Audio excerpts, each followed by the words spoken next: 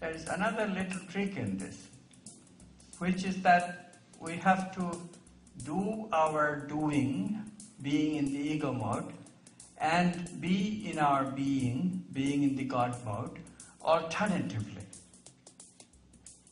It's neither do, nor be, but do. Yes? So I am proposing a new lifestyle, alternate being and doing. Somehow I got into talking with mystics. And one day I even went to Ojai, California to hear the mystic Krishnamurti. I liked him a lot. But still, the paradoxes remained. Now, there are ways that these changes perpetuate in all of humanity that biologists have discovered, that quantum physics supports. We have to begin to use them. We have to begin to use them en masse. Morphogenetic fields are modified, and then society as a whole begin to inherit these morphogenetic fields to make their bodies and organs. And when that happens, then the whole society develops new capacity of developing brain circuit, of having brain circuits, which will correspond to the new behavior. So in this way, suppose we all become oriented towards positive emotions. Suppose we all start approaching problems with love. We need to get to the next step where we value intuitions much more to prepare the ground for supramental to come to us. Supramental will be represented in the physical. And they called it that heaven literally will be manifested on earth. Heaven will be manifested on earth. You are hearing me correctly.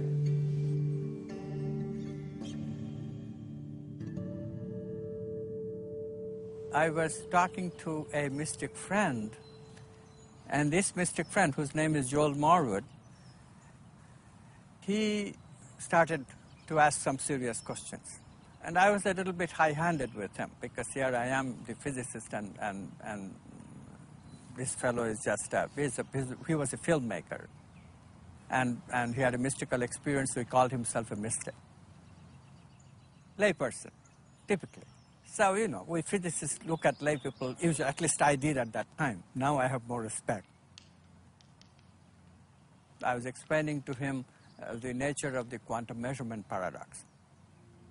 That look at the situation, when the brain looks, possibilities do convert themselves into actual events. And yet, the paradox is obvious. If consciousness is brain phenomenon, how could it do it? Joel asked me, is the consciousness prior to brain or brain prior to consciousness? I said, well, you were thinking of non-local consciousness. I know all about that.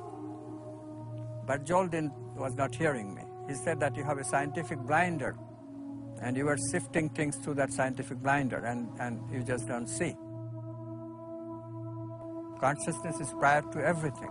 Consciousness is without an object and without a subject. And somehow, this broke through. He used another phrase from Sufism, very emotionally. He became very emotional and said, there is nothing but God, Amit. There is nothing but God.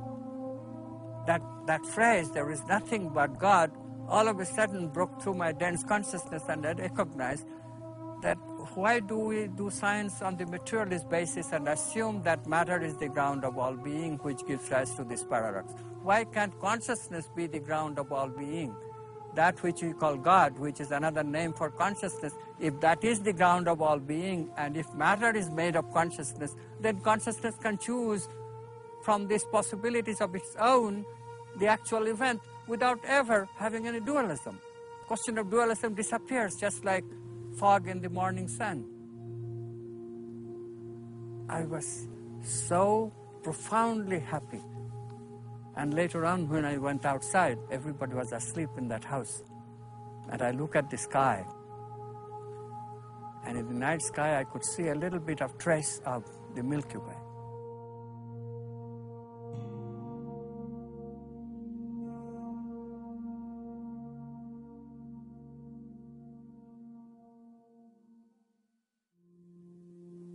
The idea for a quantum activist is to recognize that these material values are dominating the society.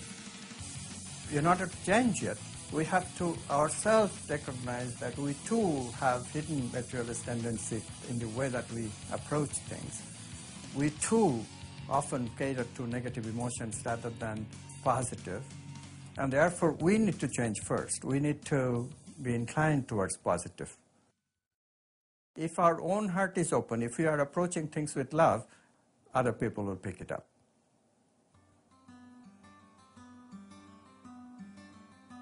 These ideas have not really made much mark in spite of the fact that teachers like Jesus, teachers like Buddha have told us repeatedly. Jesus said clearly, love your enemy. Right? Jesus is not saying that you'll be satisfied if you can love your friend, that's enough. Jesus is not satisfied with that. Jesus is saying, love your enemy. But can we love our enemy today? We hesitate. Well, maybe, maybe Jesus was a little bit out of it when he said that. No, Jesus knew what he was doing. He knew that we are interconnected even with our enemy, and therefore we'll be killing ourselves if we kill our enemy. That's why love your enemy is the only way. But this sounds so lofty because we are in our mind. We are still evolving in our mind.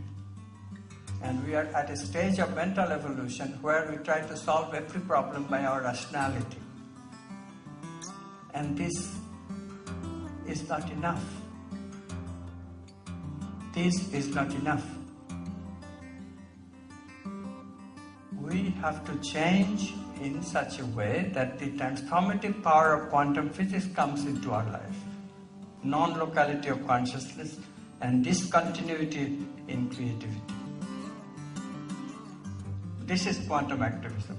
We have to change in such a way that evolution is accelerated, not ignored. It is indeed very similar to what mystics tell us constantly. Start with yourself. Only if you change, the world can change eventually. We are just taking it a little bit further. Not only you start with yourself, but you always remember others. In the olden days, we were satisfied by having a model of spirituality where I change and I eventually go to heaven and I don't care about you. This will not do because you are also me. You and I are connected. If you can't go, I can't go either. This concept has existed in some traditions. In Buddhism, indeed, there is a concept of bodhisattva where a being becomes so evolved in love that the being literally says that, okay, if you don't go to heaven, I won't go. I'll just stay at the doorway. But still, even that is not enough. This is why the phrase "walk the talk" developed, very welcome word, welcome phrase in our culture. So let's walk our talk and make brain circuits of positive emotions. We just do it. We practice. If some of us could be good, do good, practice do regularly, be with God some of the time, be in ego some of the time, and let the dance generate creative acts of transformation. That if we do just a certain threshold, I think very quickly we can achieve the power of downward causation in unprecedented numbers. A threshold that will carry us towards making that fundamental step that these changes will take hold in all of humanity, just not in a few of us. But the few of us will start this. I invite you to be a quantum activist with this resolution, with this objective in mind. we can change ourselves and we can change the world simultaneously.